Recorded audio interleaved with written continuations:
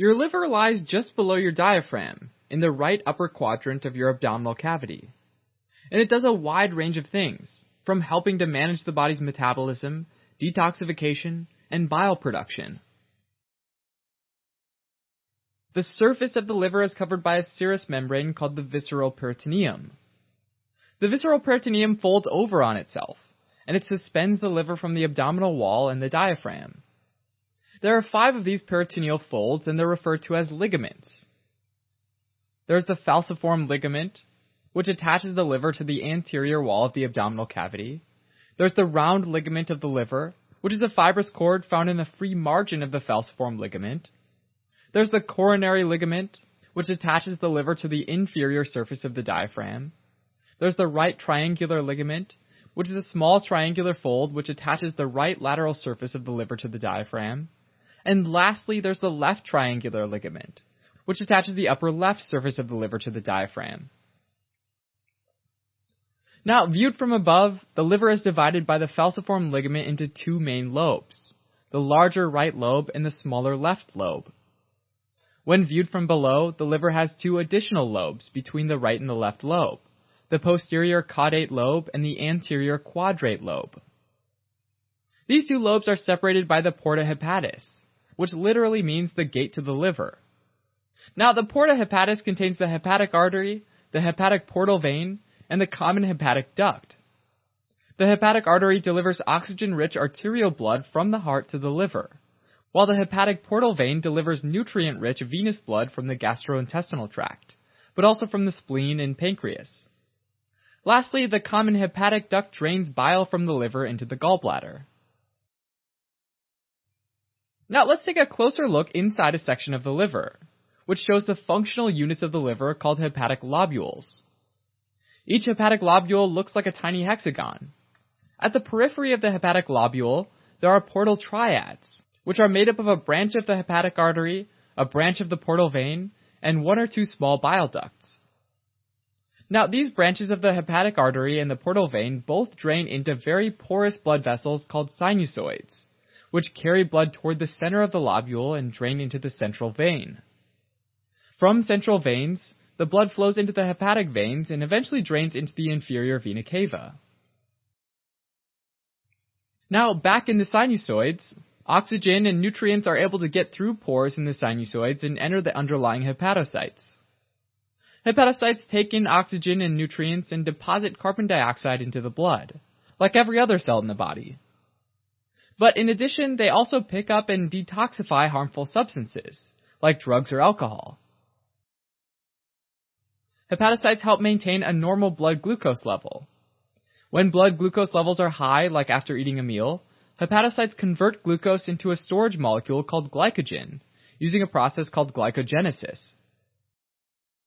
But when glucose levels are low, the hepatocytes break down the glycogen back into glucose, in a process called glycogenolysis.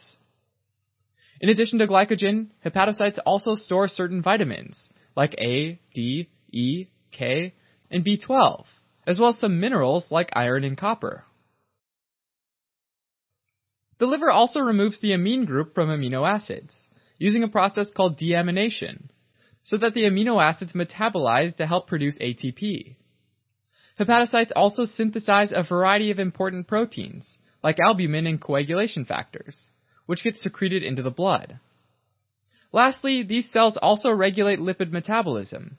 They break down fatty acids in order to generate ATP, using a process called beta oxidation.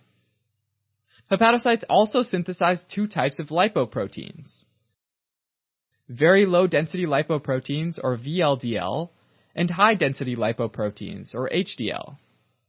VLDLs help transport triglycerides, fatty acids, and cholesterol to cells that use them as energy, or to adipocytes that store them.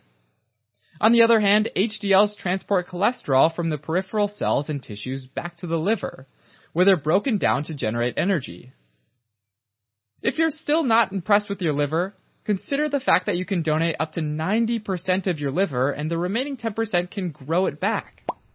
Kind of like a starfish that can regrow its arms. Very impressive, liver. Very impressive. Now, speaking of starfish, if we zoom back into the hepatic sinusoid, we'll notice star-shaped cells called Kupffer cells. Kupffer cells are modified macrophages, and they're also called stellate reticuloendothelial cells. They destroy old red and white blood cells, as well as bacteria and other foreign substances that enter the sinusoids.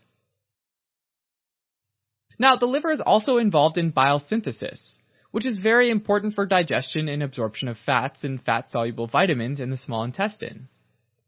Hepatocytes convert cholesterol into bile salts, which along with water and bilirubin make up bile. Bile is secreted into bile ducts, called bile caniculi, found between adjacent hepatocytes. From here, the bile flows first into the bile ductules and then into the bile ducts, which are part of the portal triad.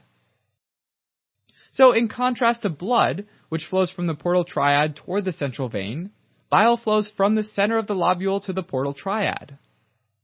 The bile ducts then unite to form the larger right and left hepatic ducts, which eventually merge to form the common hepatic duct. The common hepatic duct then leads to the cystic duct, which brings the bile to the gallbladder. The gallbladder is a small, pear-shaped hollow organ located beneath the liver, and this is where bile is stored and becomes more concentrated. Alright, as a quick recap. The liver lies just below your diaphragm, in the right upper quadrant of your abdominal cavity, and it has a wide range of functions, including metabolism, detoxification, production of proteins important for blood clotting, and bile production. The place where the blood vessels enter the liver while the common hepatic duct leaves it is referred to as the porta hepatis. Lastly, the main functional unit of the liver is the hepatic lobule, which has a specific hexagonal shape and it consists of 4 main parts: the portal triad, hepatic sinusoids, hepatocytes, and a central vein.